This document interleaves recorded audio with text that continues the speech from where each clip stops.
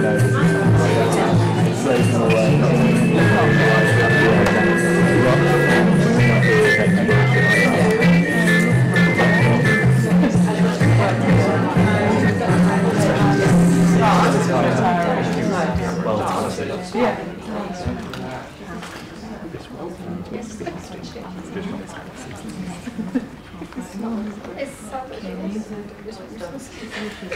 sorry, right. Ready? It makes me sad. Isn't it? No. Are you ready, Mark? Yes. All right. So, welcome everyone. We are live on YouTube. We do this regularly on YouTube, but I thought I'd point that out today. It's exciting. And we've got all the social media, hashtag NHS Kaizen Improve 365. So report out. I know many of you have been to this before, but it's worth emphasising that the Leeds improvement method underpins our pyramid with the patient at the top, our vision, our goals, and of course the Leeds way.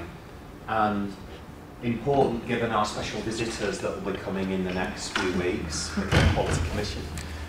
In our journey to be an outstanding organisation, we want to ensure everyone's familiar with how our plans fit together. So I know I don't need to tell you guys that, but always worth emphasising, and if you can share and spread the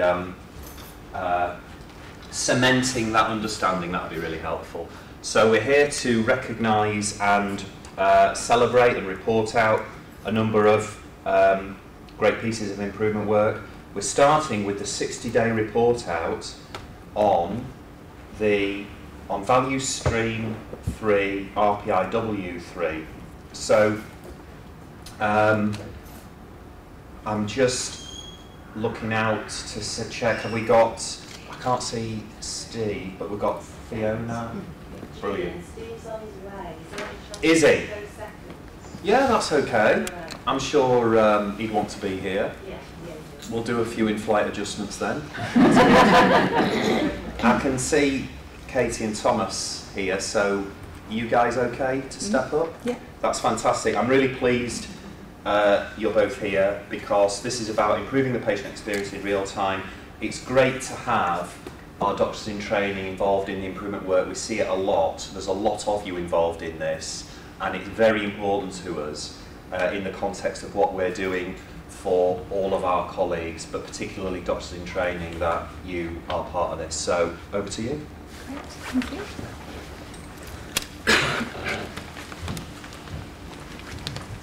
We need to switch the slides.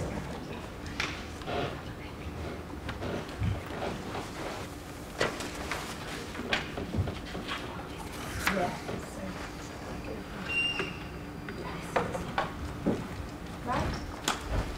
Thank you everyone for having us along here today. I'm Katie Ister. I'm an acute medicine registrar, and I've also been chief registrar over the past year, just about to step down. And this is Tom Lance, who's an FY1 doctor that's been a great help to me doing this project on the patient experience. So just to talk a bit of background, one of my training modules as part of being chief registrar, I heard somebody say regarding the patient experience that patients expect us to give them appropriate clinical care, and they expect us to be competent in the work that we do, but what really shapes their experience is the kindness and the compassion that we deliver when they're in hospital, and that can make all the difference to how they feel their care has been. The project was mainly focused initially on J29, but then we moved it to J19 because patients with J29 being in an admissions ward, patients moved off quickly and we found it difficult to follow them up.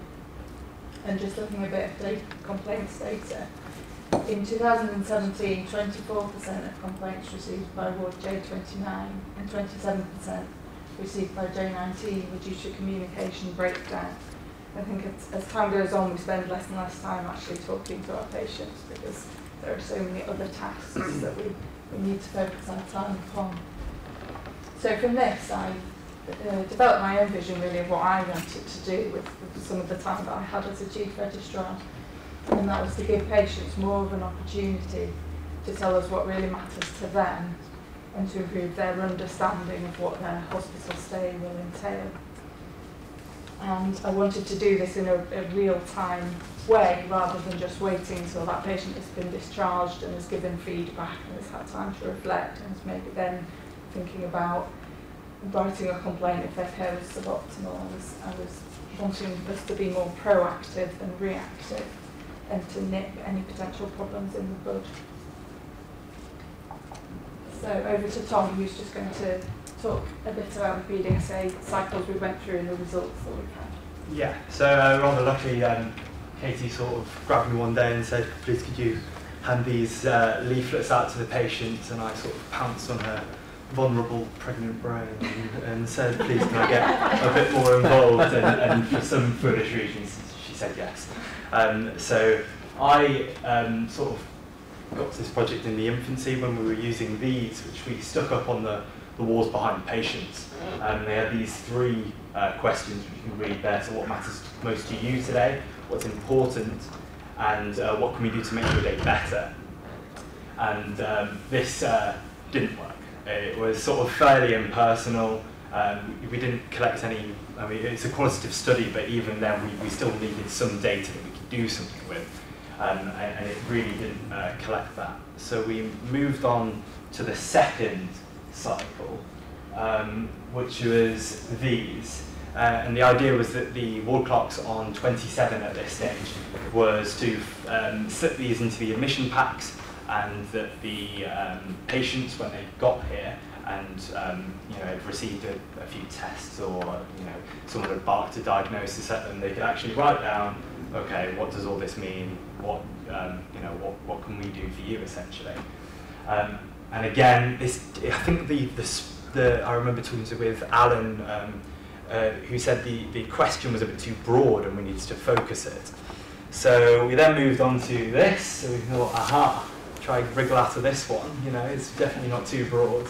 But actually, when patients are a bit unwell and a bit they don't really want to fill this in. It's a bit of a chore, to be perfectly honest. So although we got some good data out of it, again, not too many were filled in. They were left at in the patient admission packs, left somewhere, and quite a lot of people just didn't do them. So then we moved to this, which is pretty much the end cycle. A few tweaks here and there were made, but this is something that we came up. So please tell us something about yourself that will help us to care for you the best we can. And that was a fairly, again, broad topic, but actually some common themes came up that I'll talk to you about in a second. And then this one was really important about communication. So at the bottom, I'm not completely clear about. And then this gave patients an opportunity to indirectly ask their doctors and nurses, please could you explain the diagnosis and the tests I'm having later on, etc., or the treatment. And this awful question that we always get asked, when am I going home? I don't know. Can you find out? No. So we then decided to audit this data and ask patients who had been given the cards that I've just shown you, and ask some patients that hadn't been given the cards. On a scale from 1 to 5, how well do you feel you've been listened to? How well informed are you? And do you feel your individual needs have been addressed? And although these numbers are slight, there is no denying that the cards have actually have made a difference in the way people feel they're being cared for, and by extrapolating that, less complaints, less or more communication between staff and patients, and therefore hopefully a better stay for patients in general. Is that where I'm over? Yeah. I'll pass it back to Katie. So going a bit further into things, the second bit of that card, patients not aware of their diagnosis, 25%, pending investigations 5%, treatment plan 20%, time date of expected discharge 35%, no surprise there because we're often not aware of that. And then if you didn't answer, but 25% not being aware of their diagnosis to me seems too big a number really.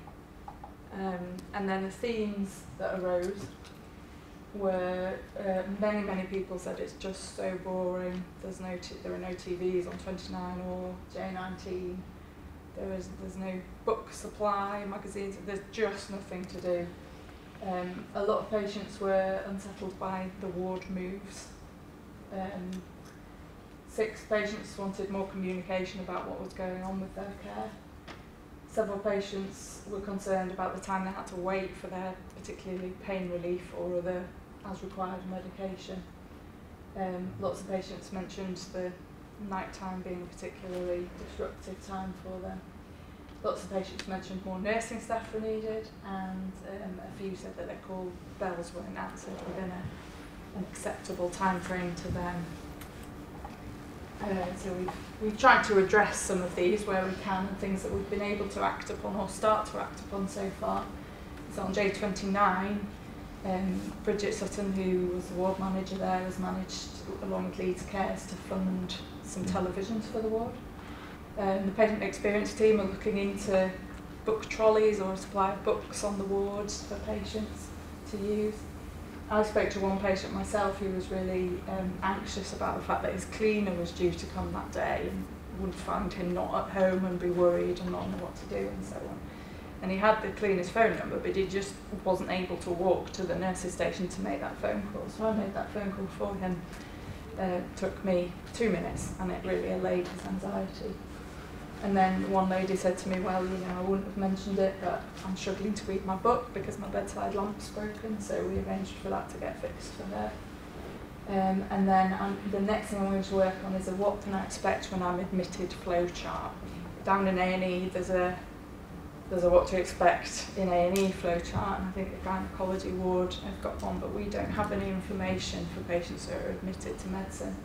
And actually, I think a lot of it, particularly around ward moves, is about managing patients' expectations, and this may well be a good way of doing that. So a bit of additional data. So this is the bulk of our data came from J19, and looking at the friends and family test data for J19 in 2017, 91.3% of patients would recommend J19, which is very good and very high anyway. From February to May of this year, which is some of that time, is the time that we've been giving out the cards, it's 93.9%. Obviously there are a lot of factors probably that are contributing to that, but I like to think that maybe the cards went some way to that change. So we saw the scores for each of those 3 compassion questionnaires, as we call them, improved by more than 10%, and that was without any evidence that what the patients had written on had been acted upon in any way. And my interpretation of that is that patients just feel that they're being given the opportunity by being given a card, and that alone is powerful enough to feel like their experience is better. The things that we need to do next are to try and improve patients' understanding of what's going on with their hospital stay, and like I said before, some of that's about managing expectations, perhaps education of staff around, you know, you can't just necessarily tell a patient something once and expect them to retain that information. Some patients may need repeated information presented in different ways, so some patients would like written information that they can just go back and look at in their own time. I'd like to think that other clinical areas, other wards, might like to give the cards a try with their own patient population, because at the moment it's just J19 really that are doing it. And then over the longer term, just to help assess the impact of them, looking at friends and family test PALs and complaints data in the longer term. So what I've particularly learned from doing this project is for a project like this, the whole team needs to be engaged within it, really, from the ward clerks, nursing staff, healthcare staff, doctors. You know, the patient experience is the responsibility of all of us. So we all need to work together to try and optimise that for our patients. The only real negative comments I've heard from people are that, you know, it takes that bit extra time. But if we're improving patients' experiences, if we're potentially reducing complaints, if we're potentially going to improve our CQC rating for compassionate care, surely it's a worthwhile investment to just spend those extra few minutes with our patients. There might even be a role for a patient experience champion on the wards who can potentially take this on, or a similar concept, and also potentially more use of volunteers to help patients go through the cards and to help staff respond to what patients have written on them. So thank yous. I want to thank Tom and Kudain Mobeen, who's another FY1 doctor on J19, who's done a lot to help me with the project. Unfortunately, he's away today. The patient experience team, particularly Alan and Christina at the back there, and Rosie and Sam, who've given me a lot of support, not only just encouragement and helping me to continue with it even when it's felt like it's not really going anywhere, but also practical support in terms of printing out the cards and providing some manpower. Pat, whose surname I don't know, but Pat's one of the volunteers who came and did a bit of data collection for me on one of the days. And then Bridget from J29 and Sally from J19, who were the ward managers, who were very happy and accepting of me invading their wards to do this work. And then I wanted to thank Yvette and Phil Ayres as well, who've been my mentors this past year, for your support and encouragement. And that's the end. Great.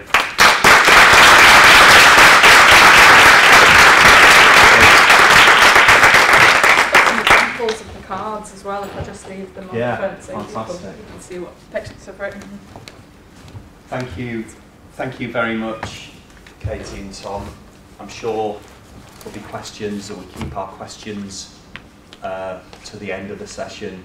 But actually, just to say, it's really good to hear that, because only yesterday at the board meeting we had a presentation from Christina on the patient experience strategy and everything that's gone on, and of course this work has been an important part of it, so really good.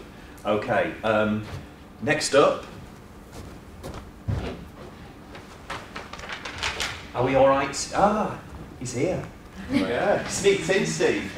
Yeah, excellent, excellent, excellent. So, next up we've got Value Stream 3, RPIW 3, and Steve and Fiona here to present on 60 days. The floor is yours.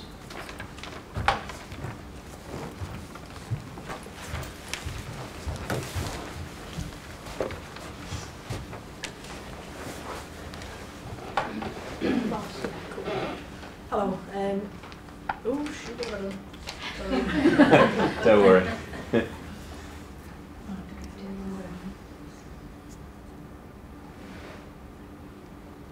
So volume 3, stream 3, 60 reports out. So our volume stream was about ward rounds on ward 24 and 25.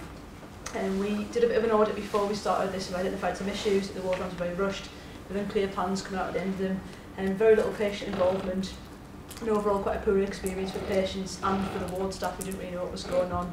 There was no defined start time, so the ward rounds happened as and when. They were quite disorganised. And this impacted on the rest of the day's discharges, as information was delayed getting out to the rest of the staff on the ward and to the AHPs. So planning for discharges, stuff like that, it wasn't possible. And staff didn't know what was going on until sort of quite late morning, really. So we identified sort of 4 areas that we could improve on this by. The first 2 was the idea that we would bookend the ward round by firstly introducing yourself, whoever was leading the ward round to introduce themselves to the patients. Hello, my name is. And then to finish the ward round with, we expect you to go home on, or we expect you to be transferred on this date. And in between, include them in the actual all conversations. And in the lead up to ward round, we decided to try and pull all the information from all the different specialities, because in our area, the allied health professionals have a big role in the plan and the care for the patients. So we identified that pulling a lot of the information together before the ward round, so it was available on the ward round, would help us make have a more successful and quality ward round. So this is our newspaper made on the RPIW week. So most of the things we've achieved now. So we made a team agreement which we took clinical governance, and all the doctors have now agreed to, and that just outlines what we expect on a ward round and how they expect it to run. And we've created standard work for the ward rounds and also for the other health professionals who need to contribute towards it. And we've started running sort of ward round training sessions, and I think when the new doctors come in next week, we'll be doing that again just to get them up to speed with, and for hopefully for them it'll be the norm. The ward round is like this, and run some sessions to know what they're doing. And what else have we done? But there's also just the so the bit was we have speeches. So part of the ward round was that we dictate the ward round as we went round rather than it being action later on in the day. So to do this, we arranged to have speech-to-text software put on the computers, which we've got in place now. We had a microphone brought in, so the doctors could actually dictate the ward round as they were going round, rather than the FY1s and FY2s having to write it up later on in the day, which would save them time. We got a mic, but unfortunately the background noise of the ward is resulting in it not working. So we've now ordered some new, with the ones like this with the noise cancelling thingamajiggies on them. Sorry, I don't know the technical words for it. So until they come, in the meantime, the registrars have been typing the ward round as they go around, which isn't ideal, but it's a workaround, but it's just in place until we actually get the proper equipment in the ward. So the target progress report is a bit of a tale of two halves, as you can probably see. Certain areas we've done really well at. So one of the key parts of this process was not to make the ward round take longer, so the team that were involved with it were more stretched and felt more stressed by it. And we have managed to achieve that. We've kept within our target lead time. And we've also feel that we've significantly, so 675% improvement in terms of the actual patient contact within that process, which clearly was one of the main goals of this. And it's interesting actually because it kind of relates to the RPRW that you've just discussed, and something that we've just had a conversation about, picking up on those compassion questionnaires and using that data as well to feed into this. I think it's all linked in terms of, do patients understand what's happening to them when they're in hospital and what their pathway is going to be. So we're really interested to hear about that. Unfortunately, we haven't been quite so successful in maintaining some of the other standards. And the key one that I think is fundamental to this whole process is the Hello, My Name Is, which we're still struggling to get our doctors to appreciate that whilst they might know the patient probably doesn't remember who they are. So Fiona has a plan to try and get around that problem, which we're going to talk about in the next step. And hopefully, when we get to 90 days, we'll be able to see some turnaround of that. We're also not consistently giving expected discharge dates, and again, that's, I think, partly relates to the fact that the doctors might not know what that is. It is fundamental to a patient's journey to have an idea of when they're going to be going. So I think, again, going back to what you were just talking about, having a flow chart of what to expect when you come into the ward is another, perhaps, area that Fiona and I have just discussed that might help to improve that. So again, work ongoing with that. So definitely lots to go at still. And one of the key issues that we noticed was that, as Fiona's alluded to now, when the doctors are pressed for time, they will revert to the old way of doing things because for them it's easier. And we've talked about this with Dawn previously. We have to make this process easier for the doctor to do than the old process, and we haven't done that because the IT systems weren't supporting it as well as we could. So the other thing we're doing, as well as getting the noise cancelling headsets, is looking at which type of software we use to input the data. Because at the moment we're using a Dragon-based software solution, which is not what the IT service wants us to use. We might revert back to using a Siri-based system, which will come with time. And again, that hopefully will make it easier for it to happen on whichever computer they're using, rather than what we have at the moment, which is specific machines that have to be used because that's where the software is. So, as we said, the barriers are speech-to-text systems are not as robust as we'd like them to be yet. We've got problems with the hardware that support that, which Fiona is resolving. And we do still have a bit of an issue with medical engagement. But again, that's something that I think every RPOW has, so we're just going to continue to press for that. So achievements, we're still saving time when it's either being typed or dictated. We're saving, like I said last time, about half an hour to an hour a day for the doctors and nurses on the ward when they do it properly. And if we still expect, if all the ward rounds take up this format across both 24 and 25, we should save about 20 hours a week of SHO time, which is a huge amount of time. We've had some really good feedback from various people. The SHOs are happier because it's saving them time. The patient flow team are much happier because all the information is at their fingertips about ward round as soon as ward round happens. The other MDTs, such as the pharmacists, still are involved now. We've the AHPs like it. Another thing, it's sort of created a sort of like a culture of pooling information on the ward, because if we're putting all this information on PPM, all the nurses are now documenting their cardexes on PPM. The HPs are documenting all their interaction with patients on PPM. So it's just created a nice atmosphere, culture of sharing information on the ward, which is an improvement. It's just something you can feel. It's not something you can really put your finger on, but it's definitely better. We're surreptitiously moving to a digital ward. Yeah, sneakily. Hopefully they won't notice. And the ward rounds are still very much more clear and comprehensive. The plans from the doctors are better, and we know what's going on. And because they're being sort of forced to write it down or forced to dictate it, they make sure that it's clear and we know what we're doing. And also it's saving for the nurse in charge. We've managed to remove things around a bit on the day, throughout the day. So we have our board round and things, move that forward a bit.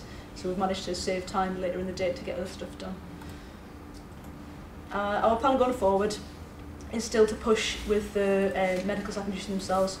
What we thought we'd do is the nurse in charge, nurse on the ward round, making a point of introducing themselves, and then sort of like looking pointedly at the doctors to get them to introduce themselves to the patients, in the hope that we can sort of lead by example. With the estimated discharge date, we thought we would again just ask when did we expect the patient to go home. One of the things we've recognised as an issue is, like you said, not knowing when the patient's going to be going home. The patient flow team are going to start putting information about where the patient is on the waiting list for various hospitals. Like, so if they're waiting for Chapel Allerton, if they're third, fourth on the list, we can then tell the patient you're third on the list. The next thing might be second on the list, so they'll know at least they're making some progress. We're going to have, again, pushing for getting these things, the microphone things, installed on the ward. We've ordered them, we're just waiting for them to come.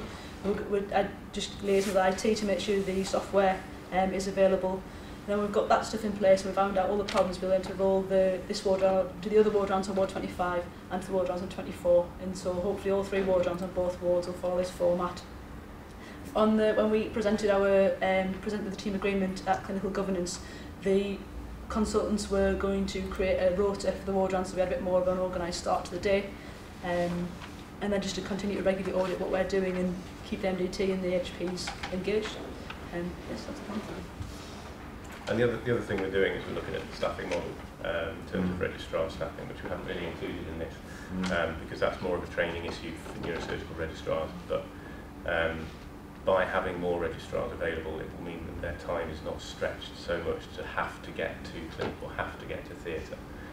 So hopefully they can dedicate a bit more of their time to actually delivering the ward round, which at the end of the day is that's the operational aspect from the patient point of view that they will see. So hopefully that will improve things as well. Excellent. Great.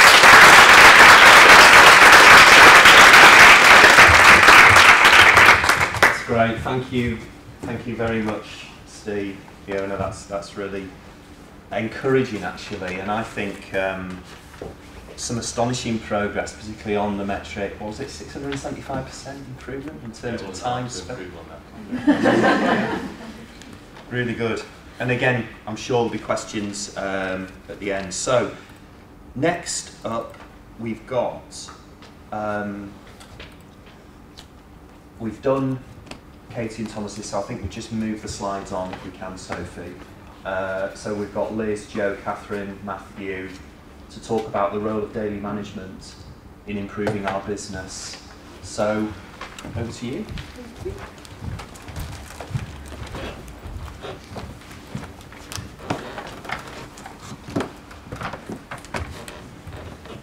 Good afternoon, everybody. Hello, my name is Matthew Spence. I'm a pharmacy technician. I'm also the department's quality improvement practitioner. And today, with my fellow pharmacy colleagues, we're here to talk about, and we may have just add, newly certified Lean for Leaders. Yay, very good. Very good. We're here to talk about daily management and how we are embedding it within our work, within our own work, within the department, sharing that knowledge. And we're also going to talk about a little bit about our vision. Myself and Liz presented this presentation at the national sharing event down in Romford in Essex, which was an interesting day. We learnt lots. So, what is daily management?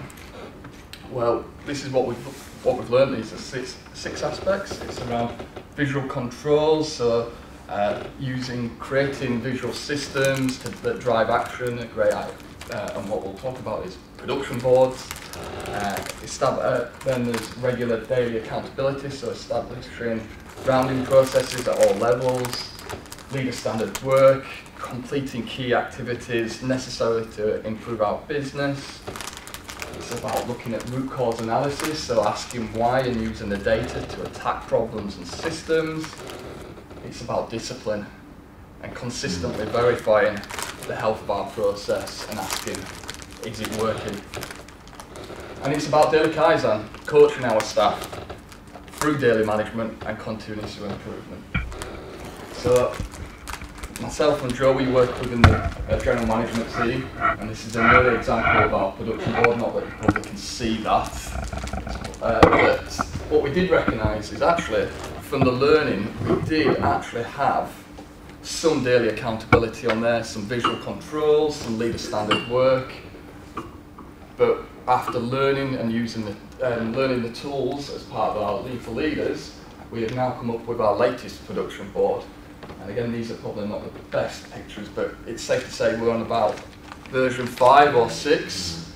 We've gone round in circles on how to make it work for us. So the first thing to mention is actually we huddle weekly around the production board because that's what works for us. If we were to do this daily with our work packages, we wouldn't really see much movement going forward. So it works for us to go weekly around the production board. So we've added further visual controls. If this was a better picture, you'd be able to see our nice pictures on the board. So what we've actually done is implemented a system to know where we are within that week, so we actually get interruptions where people then just look on the board instead of interrupting us whilst we're doing our work. We've also improved the daily accountability. We've added better discipline, so at the end of our production huddles, we talk about what's working, what's not working, does the production board need something else, and part of that we've come up with barriers and opportunities, which is part of our daily Kaizen. So to share another example, at the time I was looking for an area to do some work in, we decided to bring together 5 of our teams and put them in one big room. Ideally at that time we were looking to try to get those teams to work very cohesively as a single medicines advisory service. And so I thought, hey, give it a go, try a production board.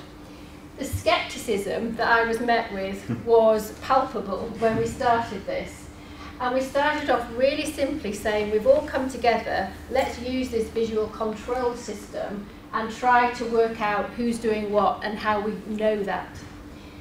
Our first board, again, don't worry about the content, but you can see was a mixture of people names, activities and colour coding. The photographs that we started off with were one of the aspects of my greatest challenge. People didn't seem to like their photograph being as part of the accountability process. We learned that some of the things that we were putting on our production board as part of our daily management actually didn't fit very well with that concept. So things that were planning into the future around fixed meetings, as is circled here, didn't really work when you were doing this on a daily basis. And so we decided to remove that section of our board and think of something different. And I might point out here that I'm the only one who is consistently insisting on my photograph being on the board at that point in December. We moved a number of things to a fixed planning type activity, which, although removed from our production board, did not take away from the focus of that team working together.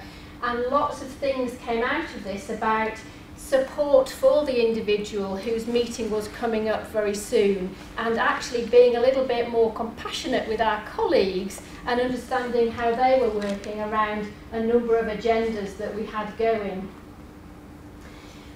We worked on our standard work, and one of the key things I learned from this was don't expect to get it right first time. Being a pharmacist, I like things right first time, and it was quite a learning experience for me to allow that team to work on their standard work themselves, say that things weren't working, and change it around. And this was only around an agenda for what we were talking around. But by allowing that and facilitating those conversations, we actually unpicked a lot more about the way that that team was working. This is a picture just recently. These now happen automatically. They happen whether I'm around or my colleagues who are running the department are around. We've got volunteers wanting to be team leader of the week and are directing the huddle. We've got people who are FaceTiming in from the LGI on a morning so that they don't miss their huddle because they're on a different site. Or you might not be able to see it, but the photos have all come back. And that's because we asked some of our rotational staff whether they liked knowing who was who, and they overwhelmingly said the photographs were the best part of the board. And a bit like Matt was saying, the interruption level has gone right down because you can actually now see who's leading on what aspect of the work and go and talk to them directly. We built into our production board work daily Kaizen thinking. And our teams have turned that into something that is meaningful for them. And we've now got, in one team, turn your ideas into action. And they're coming up with things on a weekly basis that they look at on a Friday and try and implement on the Monday. They're not high-tech, high-level things. They're about keeping your tidy desk in place, using your answer phones. They're things that make the world feel a bit better when you're trying to work busily. And to our surprise, despite the scepticism, we've got production boards being generated by the teams now themselves. So this is a small subset of one of my teams, and I was totally surprised they'd gone to the effort of getting a whiteboard up and starting their own production board for themselves to allocate daily tasks. And one of our dispensary areas has come up with something called an innovation station, that they've taken everyday lean ideas and they've put up a high-tech piece of paper for people to write things on as they go by, and then once a week they have a look at those and see what they can implement the next week. And again, that's been spontaneously delivered by the teams on the ground. So we were at a point where we'd got all this work going on with our daily activity, and we began to ask ourselves, so how on earth do we turn this into something that helps run our business? And that's where I'm going to hand over to Jo. So, People Equal, we wanted to share our People Equal with our staff, and we want to make it meaningful and something that they can engage with. But we wanted, more importantly, to understand what we were trying to achieve and to turn our clinical business strategy into action, so something that they can understand and link in with. So we also use this as a bit of an opportunity to share our Lean for Leaders work as well with the wider team. So Matt, myself and Catherine and Liz decided this would be a really great way of just sharing that with them, very visual, and they could all huddle around it and have a look at what we've done. So this is our work that we did on Lean for Leaders. So all four of us looked at a different part of the medicines route. So Catherine, who's not here today unfortunately, looked at prescribing. Liz looked at ordering, Matt looked at the dispensing, and I got the best part looking at the delivery, going out with our delivery staff and walking for miles, in fairness. So we shared our time observation charts with the staff, and we used the People Link board for them to come and huddle around and just generally start the conversation so they understood some of the learning that we'd undertaken and tried to sell it to them. So People Link Board, as I say, we've used it to shape our clinical business strategy, and what we've done is we've aligned it to the headings of people, research, integrated care, finance and patients. So we're following the format of the Trust Strategic Plan. So we tried to keep it simple, something that they would understand and engage with. But we've simplified it, we thought that was really important, and we wanted to use that to link our results within our CSU to that plan. So we've used this to display some of our performance data, so it's really clear now they can look at the staff survey, they can look at things such as complaints, we've put information on there around missed doses and things around our friends and family test. But more importantly, what we wanted to achieve from it is to get a simple goal, to get them to understand if there was one key thing we were going to do this year, what would that key thing be? So that for us, our clear goal moving forward for this year is a work stream looking at our electronic ordering of non-stocks for inpatients. Sorry, okay, I've lost my train of thought there. So just to give you a bit of a flavour for that, so if you're not familiar with the term of non-stock, that is something that we don't keep on the ward. So basically if we need it, we have to order that and order that for the patient. So what we wanted to do is to sort of map that journey for the patient. What does that look like? So we've started some work on that. Matt and Catherine have been out over the last few weeks and started to look at a bit of a value stream really from MPS. We wanted to share that with you today. It is very busy and it's first thoughts. So I think it's important to tell you that now. This is a bit of a feeling of flavour. So starting there, we're looking at the patient when we first order the medicine, right through to us getting that to the patient. You will see there's lots of things that we need to think about there and do differently moving forward. So we know it's not going to be a quick win, but it's something that we're really engaged with and we want to get the staff engaged with as well. What we will do is we promise we'll come back and give you some more detail when we've done some more work on it, but it's a little bit early days yet for that. So challenges. I think our biggest challenge, what we want to achieve out of this is we want to get the medicine to the patient before they actually need it. And our value stream is going to help us to achieve that. And we want to support large-scale improvement. We're really keen as a CSU, we are quite forward-thinking. We want to get some time planned in to do more work such as this. But I think one of the key things for us is we need to look at our structure. Is our structure fit for purpose to enable us to do the work that we need to do? So that is something that we're working on at the current time. We need to free up some time for our staff, so job planning is really important, giving staff some time to actually go out and do some of this work. But the key for us is we want to focus on improvement for patient benefit. We need to realign what we're doing. So we know we're talking at the minute around things like super standard and golden patient. What role do we have within pharmacy to make that happen? And in terms of different improvement technology, we've done a lot in pharmacy. We've been doing this for some time now. We've got over 300 staff trained within pharmacy that have all engaged in some kind of improvement work. So that's everything from Six Sigma to Lean for Leaders. And we also do something called Lead, which is aimed for more of our junior staff, where we've engaged them in continuous improvement, just making simple improvements and try to get them on board. And that's working really well. But we can do more. We need to get them engaged further with that. And we've also seen technology, so that's influenced our work a lot. If we think about eMeds, we might not be a good time to mention it after last night, but eMeds has been brilliant. We've got a lot of workarounds, so as we've started to use eMeds, we've bolted things on. Can we do things differently and better? And look at that in more detail.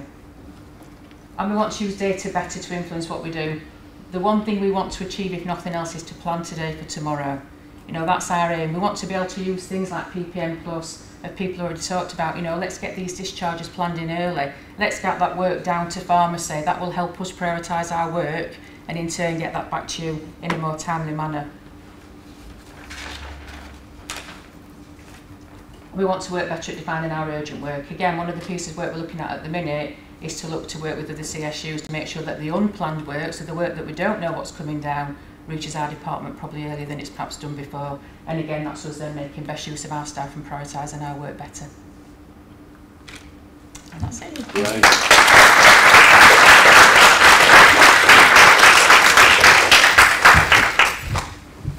Joe, Liz, Matthew, thank you very, very much for that. Really, really good. Great sort of structure and seeing that through into the delivery and making the connections. And yeah, I'm sure lots of questions about that. So, our last report out is on Waste Week, and we've got Simon. Just you, Simon. Not with Laura today. Okay. I'm sure you can do a great job on your own. So, do you want to come forward and talk us through your great work on Waste Week? Cheers.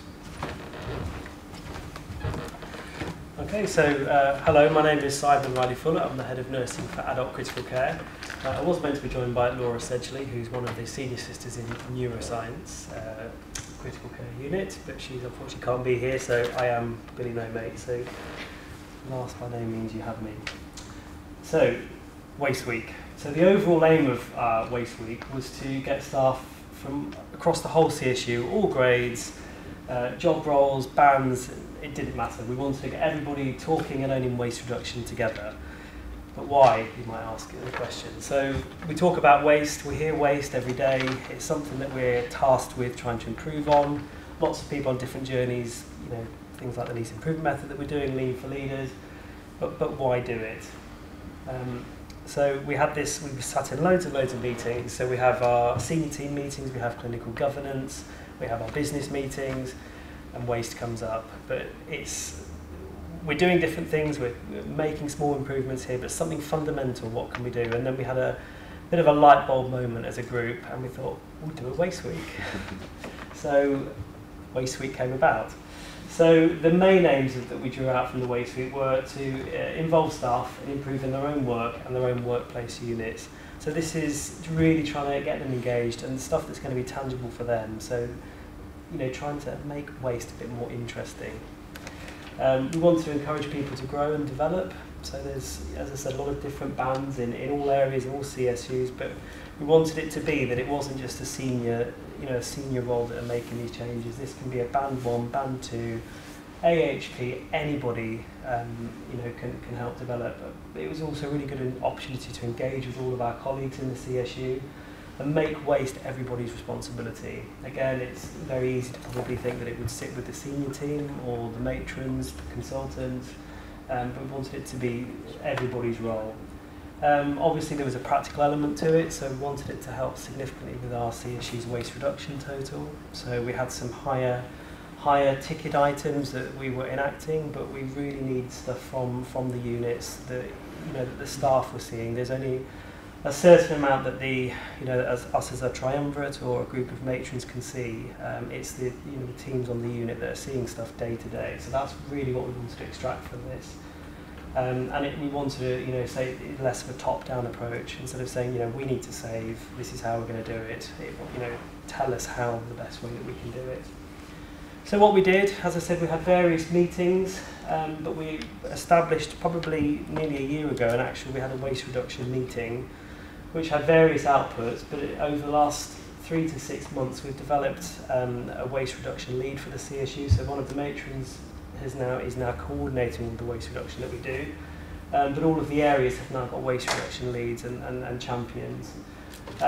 Over the 5 days that we decided to do this in June, we held education sessions, so it was either facilitated by myself, Chris or Andy as the triumvirate, or one of the matrons, and we held facilitated short discussions using some of the Leeds improvement methods tools that we'd learnt. Chris, Andy and myself are all on the Lean for Leaders programme, so it's part of we're at different stages of that journey, but it was a really good opportunity to start testing some of those with our teams. We've got safety huddles in place, which you've heard a lot about, especially recently. So it's a kind of, we're able just to loosely put it into that as well, and make it that, waste will help with some of the safety aspects of what we do. I've got some pictures a little bit later on, but we put some idea boards up around the units. So we put lots of infographics up, lots of ideas of what waste might look like, and just a chance for people to have a say. We've got a closed CSU Facebook page with just over 400 people on, so we did a lot of comms on the Facebook page. Again, just trying to make it much more of a soft approach instead of a blanket email, which people will become blind to potentially. And we've made it, we believe, our business in our CSU, but it is everybody's business. So this is just some of the pictures that we had from the Waste Week. So it kind of evolved over the 5 days in that, I guess at the beginning when we were planning this, we probably planned to have it in the seminar room or certain rooms of the CSU. And again, for practical reasons, it was difficult for the staff to come off the units, so we actually brought it to the units. So we put it on some of the stockroom doors, we had it in one of the blood gas rooms where some staff undoubtedly wait 3 or 4 minutes while they're waiting for something to be analysed. So Joe, he's one of the charge nurses in cardiac ICU, that's just they were analysing a blood gas. stood around for a couple of minutes potentially, not that we hang around a lot, I might add, but it was just a really good opportunity to have a think and make some notes. We've generated little post-it type notes for people to complete. Andy, bottom right hand corner, that's him facilitating one of the days that we did at St James's. And again, just generating those ideas with the teams. So what went well for us? So for us, I think it's fair to say June was our busiest month that we've had in probably 6 or 7 years, so I'm told. And in hindsight, it was probably the wrong week to do it. But we had it planned and it was in the diary. But in the spirit of the Leeds Improvement Method, we still went ahead with it because it was the right thing to do. So the best thing, the whole take home, was the fact that staff were still engaged with this and they were still up for trying to go with this challenge. We came up with some really creative solutions to the things that have happened during the week that we did, that you can just make small alterations there and then. It wasn't just about waste, it made people think about how they were practicing. Just a really good opportunity implementing lots of team ideas, a bit of team ownership, and I think it empowered the staff to feel responsible. And going back to that top-down approach, it wasn't just a triumvirate or matron member telling them to do something, or this is what we need to do. We believe it's quite high profile. We got a mention start of the week, which everybody loves if they're in start of the week. And despite some very busy diaries, we managed to get Suzanne and Simon Worthington to come and help drop into a couple of the sessions, and especially Simon Worthington, who's the Director of Finance. So it's in good. And I've said Maggie the dog, who I'm sure she's almost as popular as the Leeds Way. So Maggie came and helped facilitate one of the discussions.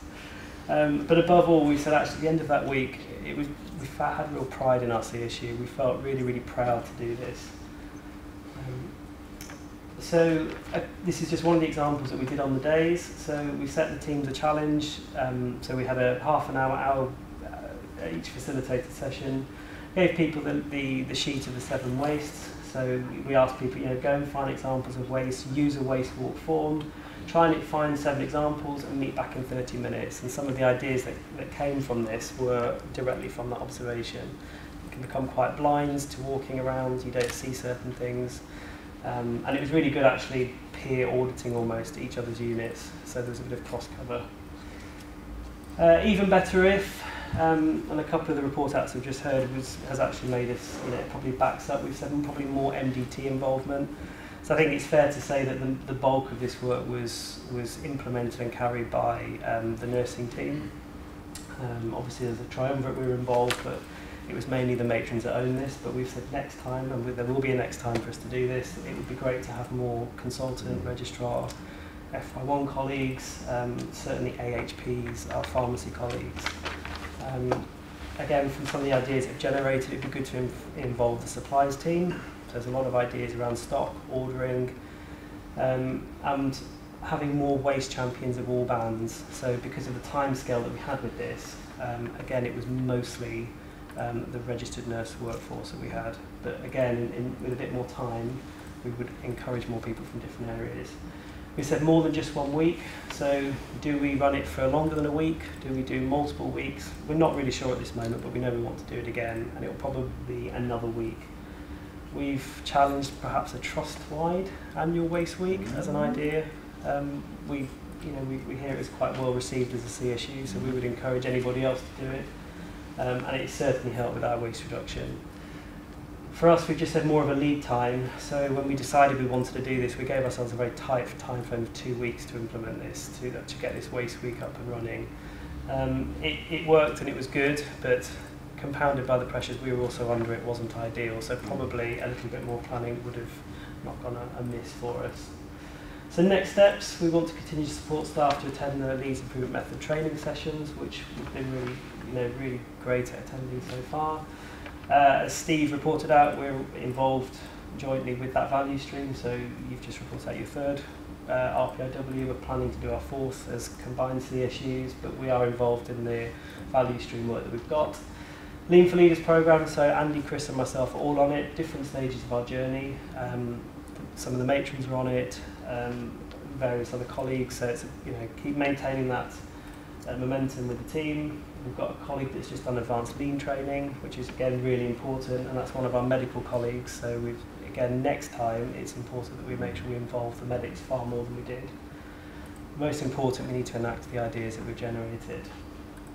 So just some of those, just to summarise really. So these were 3 or 4 top ideas really that came from the teams. So they said things like aprons are quite cheap. I think that was their exact term. They pull off, you usually get 2 or 3 at a time. For those colleagues that are clinical, it's happened. How many times you pull things around and they come off, put them over your head, and you end up wasting 2 or 3. So that was you know, real. Everybody knows you do it until you have it in black and white. It's really obvious. Things like, do we need to transcribe blood results onto results forms when you can review on PPM, and we've got the computers on wheels? Saves time, waste, paper, potential problems of incorrect transcription.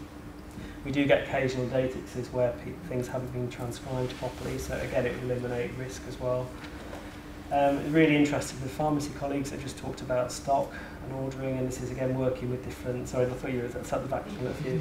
But again, we're really keen to work with pharmacy, because certainly the way we stock medication on the units, the way that we manage the medications on the units, and our staff are telling us this, so it's something we've thought, but again, it's been reiterated by the teams. And I'm sure this is not unique to us, but probably to a lot of other people. Think, you know, overstocking trolleys just in case, stocking trolleys that are in isolation rooms where things are not thrown away. It's just being more mindful, but especially things like linen and stuff that you potentially wouldn't have to throw away. That's it. Excellent.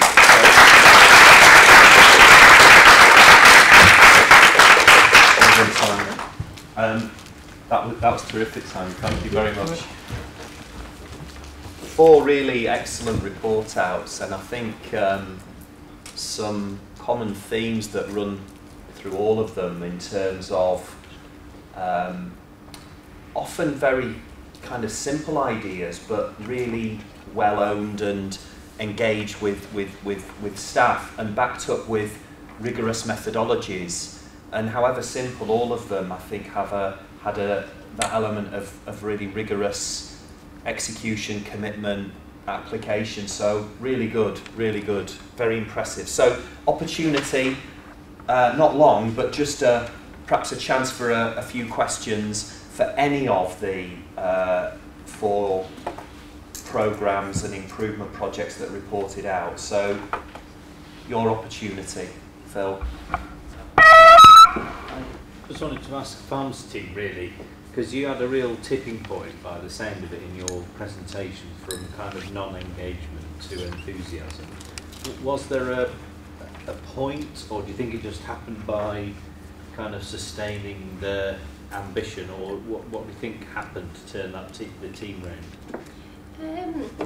I think we've got pockets of enthusiasm and pockets still of denial, resistance, not aware. Talking and focusing your activities around the work seemed to be our tipping point. So we didn't sort of explain that our pyramid approach around that people link board was really hard work, and we're still on with that. But that was a big focus for our enthusiasm, because people could bring what they were doing in their patch, come to that board and have conversations about how it linked together, and we got the patient at the top. And so lots of our conversations were, well, if we're doing this, taking Simon's point, if we're doing 6-month reviews on stock, how's that actually helping a patient? So actually that patient focus was probably a bit of the tipping point as well, but it was actually conversations. Do you agree? Yeah, I think going out just even with the delivery staff, you're giving them a voice. So them going out with a general manager, they thought that was great, you know, but they used that time really effectively, so it didn't become a moaning shop. They were really keen to engage with us and share what ideas they got, which, you know, it's just about having that time to listen to people. Right. Thank you. Other questions? Okay. Well, I'd just like to say thank you to everybody. I thought they were great. Yeah. And that, you know, I think Katie and Tom, that work is so important that you've been doing, and I suppose I'd like to ask you how you're going to pass that on to the other junior doctors who are coming onto the top floor. Yeah, well, so it was J19 that we mostly were doing it with, and the new lot are starting next week. So I'm planning to make visits to the ward and talk to them face to face about the project, and hopefully somebody up there will be keen. I know that Christine's quite keen for it to. Yeah, I mean, I think that this requires an MDT approach, and I think Katie would be wouldn't mind me saying that actually you've led a lot of this, and it's felt as though you've had your foot on the pedal to make it happen, but actually this has got to be owned by each environment, and that's one of the challenges we've got with rolling these kind of pieces of work out, isn't it?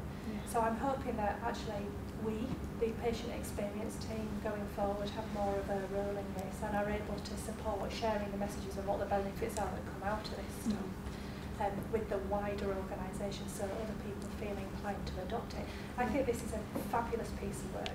Closest we've got to it in the organisation is FFT, but FFT is anonymous, and so we, you know, a lot of our concerns and complaints relate to communication, an awful lot of them. And we can't address that with individuals when the feedback we get is anonymous. But the lovely thing about this is it isn't. So you have a patient, you can address their concern at that time. And I genuinely think if we can do something like this across the organisation, we will change what it feels like for people. Anyway, I love it. Love it. Great. And could you be giving one more session? And I just wondered, Fiona, whether you and Steve had considered giving a card to the patient that says on one side, what's your name?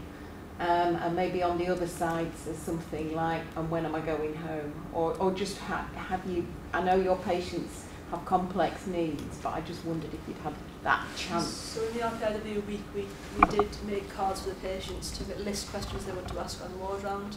And some patients it was brilliant for, they had a big long list of questions for us, and other patients it wasn't appropriate for. With us wanting to keep the ward, not to make the ward on any longer than it was, we didn't run with that one, but it's something we could look at again. And those cards you guys were talking about sound really, really good. We had a conversation whilst you were talking about that.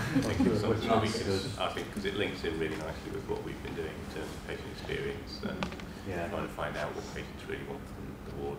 The other thing I think we maybe need to engage with perhaps more so on our side because of the cognitive difficulties that some of our patients have is maybe using the volunteer sector a little bit more to help us out with that, because I don't think a lot of our patients will be able to give us what we want from that process.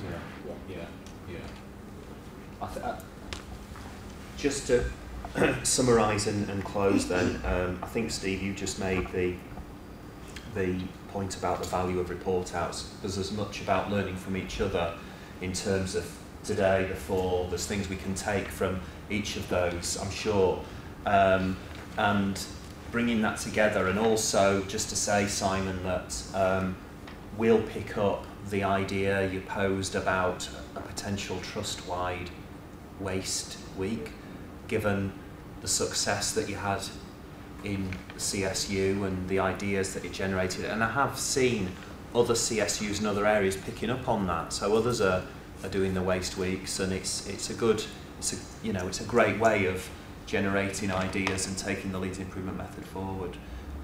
So thank you all very much for coming today. That concludes this week's report out, which has been excellent. And I hope you're all coping in this weather. It is very hot. And thank you to everyone for making the time and coming today, and see you next time. Thanks so much.